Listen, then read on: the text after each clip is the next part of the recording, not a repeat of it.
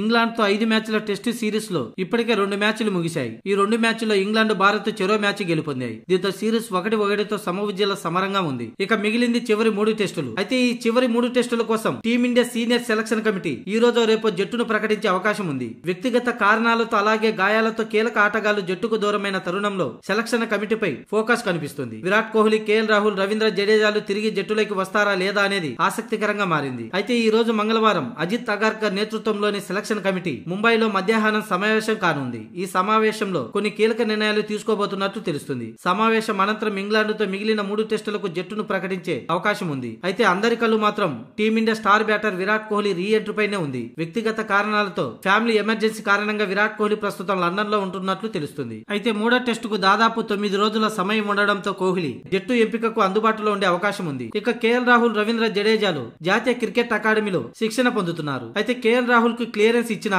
Jadeja fitness పై ఇంకా నీలి నీడలు కమ్ముకున్నాయి. మొత్తంగా టీమిండియా సెలెక్టర్లు ఇంగ్లాండ్ తో తలపడబోయే తదుపరి 3 టెస్టుల కోసం ఎలాంటి స్క్వాడ్ ని ఎంపిక చేస్తుందో చూడాలి. వరుసగా విఫలమవుతున్న శ్రేయస్ అయ్యర్, అలాగే రీ ఎంట్రీలోనే పెద్దగా ఆకట్టుకోలేని రజత్ పటిదార్, ఇక కీపర్ గా కేఎస్ భరత్ కూడా బ్యాటింగ్ లో పెద్దగా రాణించలేదు. దీంతో వీరిపై తదుపరి 3 టెస్టుల కోసం ఎలాంటి నిర్ణయం తీసుకోవాలనే దానిపై 2వ టెస్టు మ్యాచ్ విజయం అనంతరం కెప్టెన్ రోహిత్ శర్మ, కోచ్ రాహుల్ ద్రావిడ్ తో చీఫ్ సెలెక్టర్ అజిత్ అగర్కర్ సుదీర్ఘంగా చర్చలు జరిపాడు. దీంతో ఈ రోజు ముంబైలో సమావేశాలు ముగిశాక జట్టును ప్రకటించే అవకాశం ఉంది.